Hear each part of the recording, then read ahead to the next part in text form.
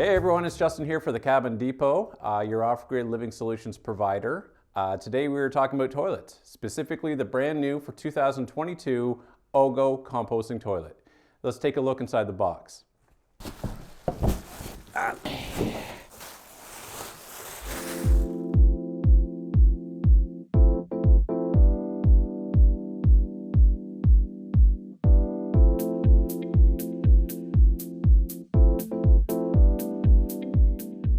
All right, everyone, as you can see, we got the OGO toilet all unboxed. Let's have a look inside and see what it comes with. All right, we got a composting toilet manual. Lots of cool pictures, very easy to understand. We got the urination quick disposal guide. You definitely want to know how to dispose of your urine. Very important. And then we have the quick start guide, which actually says aim urine here. It's more important than you may think. Let's have a look inside.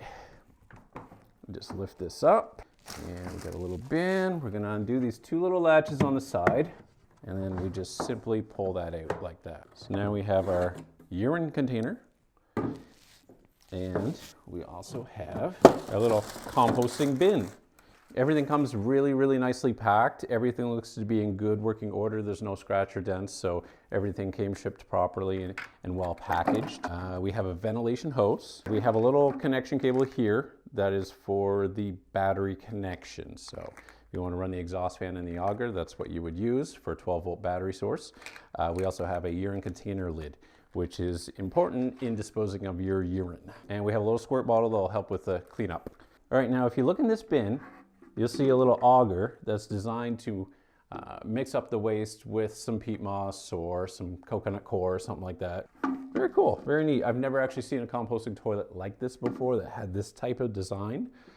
So I'm excited to get it going here. All right, now if we look on the back side of this toilet, you know there's a ventilation area here and a ventilation area here. One is going to be because it's going to be drawing in the room air. The air is going to come into the containment area and get exhausted out of one side, which is kind of a neat design that they did on this toilet. This little ventilation area that can turn, which is great because if you have an outside facing wall here, then you can face the ventilation this way. But if your outside wall is here, then you can turn it to here and you're a little bit more flexible with it. So I like that feature. All right, so now that we've kind of inspected all the different components that come with the toilets, how do we install the toilets? So let's have a little look here. As you can see down at the bottom, there are 4 holes, and those holes are for screws for you to mount that to any type of flooring that you may have. So this is going to keep everything nice and secure and anchored to the floor. The ventilation system is quite simple. You have a fresh air coming in here. You have an exhaust out this way. Depending on your layout, these fans can be interchanged as well. So you could have the fresh air coming in on this side and then the exhaust going out on the other side if you so wish. And then the end of this little hose can hook up to a PVC pipe around 1 1/4 inches, 1 1/3 that you can put through your wall and connect it that way. There are additional add-ons that you could purchase through us that would allow you to complete that part of the installation. After that, we need some power. So what you want to do is find your best, highest quality 12-volt battery.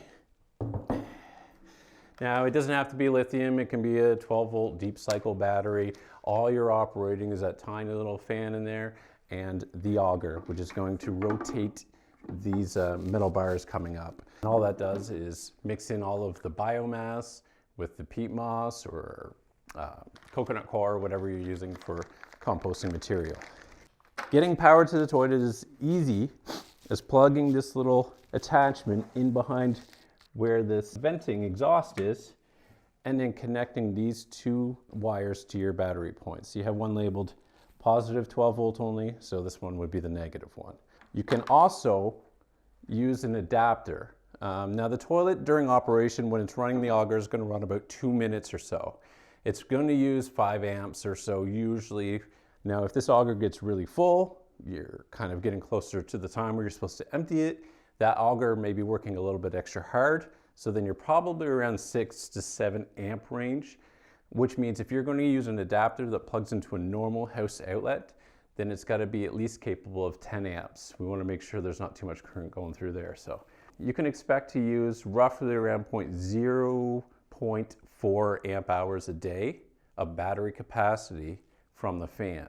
From the auger, you could expect to use around 0.68 amp hours a day. So roughly you're around 1 amp hour a day, which is super, super low. Means you can pretty much operate this anywhere. After that, we'll just put our toilet back together. Everything slides in much easier when the lid is up. You can kind of see what you're doing a little bit more. Make sure that's seated well on the gears that connect everything. That's going to turn that auger. Slide in our urine container, just like so. Then we're going to latch it closed. Now, as you can see from here, there's a really, really cool trap door, I'm going to call it. So you kind of have an area in the front that's used for the urine, and then in the back is where the business happens. So all you need to do is to slide this open. The trap door is going to open. You do your business. You close the trap door. So you don't really have to see any waste in there. It's going to seal everything up nice and good, so that airflow is going to be going in one direction. It's not going to be pulling too much from the toilet bowl. This is where this comes in handy as well, because then you can kind of clean up a little bit. One of the cool features about this toilet that I really like is the power button. It's not only a power button, but it's an indication button. So if your urine container is in here, you're not going to see the urine levels. You don't know what's going on down below, and you probably don't want to know.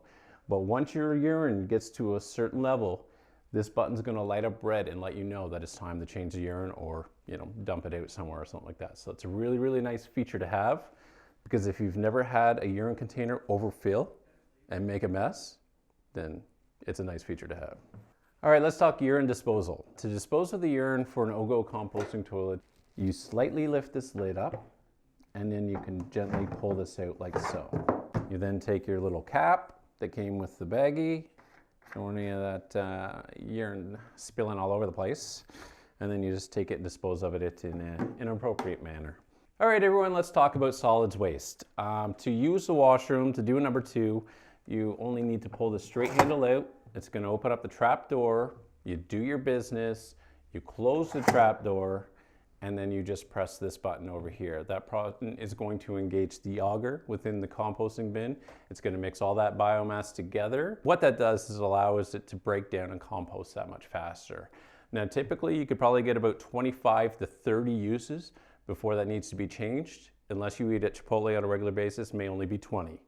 All right, so you've used the toilet probably around 25 to 30 times, and it's time to dispose of your solids bin.